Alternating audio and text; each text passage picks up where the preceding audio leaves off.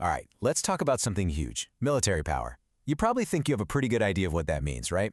But what if I told you that most of what really matters is completely invisible? That's what we're digging into today. So let's just get right to it. I mean, when you hear the words military power, what's the first thing that comes to mind? Is it, a huge army, a massive defense budget? Let's look at the standard answer. Okay, so here's the classic definition. And it makes sense, right? The more stuff you have, the more powerful you are. But, as we're about to see, just counting tanks and planes, well, that barely scratches the surface of who's actually going to come out on top. And that brings us to the perfect metaphor for this whole thing, the iceberg. Think about it. The stuff we can actually see and count, the jets, the budgets, the troop numbers, that's just the tip of the iceberg poking out of the water. The real power, the bulk of it, is hidden deep beneath the surface. All right, let's dive under the water, shall we? We're going to explore those vast, unseen factors that are the real drivers of a nation's military might. This really breaks it down for us. So on the one side, you've got above the water. This is all the stuff we hear about on the news, right? Tanks, jets, defense budgets. But look at the other side, below the water. This is where the real action is. Things like, what's the quality of the leadership? What's the morale of the troops actually like? What are the stories the country tells its own people to get them on board with a war? And, crucially, how strong are its alliances? Can it actually count on its friends? And this is the crazy part. This stuff, this invisible 90%, it's not just a nice to have. The research we're looking at says this is often the thing that literally decides who wins and who loses. Okay, so let's get into the nitty-gritty of this hidden power. You can think of it like the software that runs all the military hardware. And we'll start with the stuff that comes from inside a country itself. So we're going to look at three really key things here. First, the relationship between civilian leaders and their generals. Second, the military's own internal culture. And third, those national stories, the narratives that make it okay to go to war. Okay, first up, civil-military relations. This is a huge deal. Imagine this. If a leader is more worried about being overthrown by their own military than they are about the actual enemy, they'll do something called coup-proofing. Basically, they start promoting generals who are loyal, not the ones who are actually good at their jobs. And you can see how that could totally cripple an army's effectiveness when it comes time to actually fight.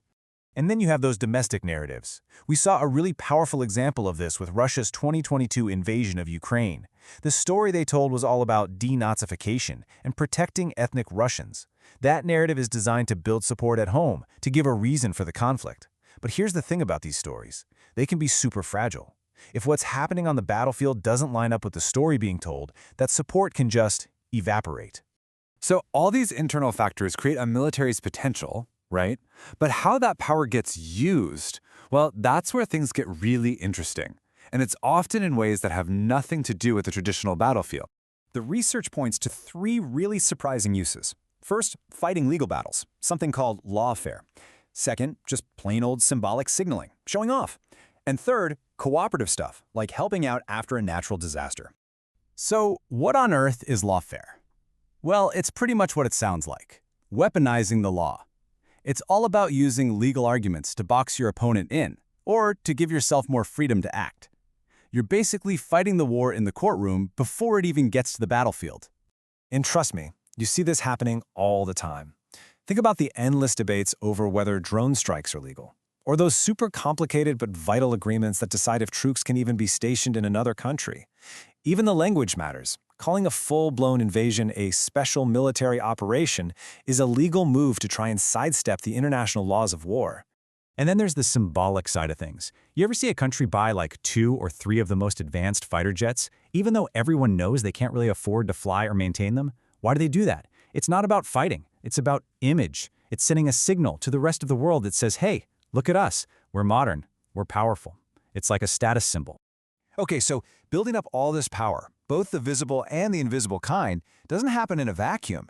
It has these huge ripple effect consequences on society, often in ways we don't even think about. Let's look at a couple of those. And here's a really powerful one. The actual tools of war, the weapons, the vehicles, they're often designed with one very specific user in mind: a man. This is a fascinating concept called gender reification. It's where an idea, in this case a soldier is a man, gets baked into the physical design of an object, and that can have real, sometimes even deadly results. A perfect example is the F-35 fighter jet. The ejection seat, the thing that's supposed to save a pilot's life, was designed for a certain weight range. For pilots who were lighter, mostly women, there was a serious risk that the seat could actually kill them during ejection. So for a while, a bunch of female pilots were grounded, not because of their skill, but because the jet simply wasn't designed for them. And it's not just about design bias. The very idea of who wields military force is changing. Look at this number, $167.12 billion. That's the projected size of the market for private military corporations, mercenaries basically, by 2025. That is a massive shift of military power away from governments and into the hands of private companies. Okay, so we've gone below the surface of the iceberg, we've looked at all these unexpected ways power is used, and we've seen some of the hidden costs. It kind of forces you to completely rethink what powerful even means, doesn't it? So what really makes a military powerful? It's definitely not just about the hardware. It's this whole complex cocktail of those below-the-water factors we've been talking about. It's about having great leaders and troops who actually want to fight.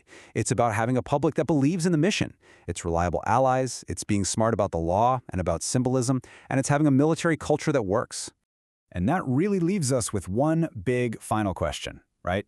If just counting tanks and troops is basically useless, and all the things that really matter are these invisible, complex factors, then how in the world are we supposed to measure who's actually powerful?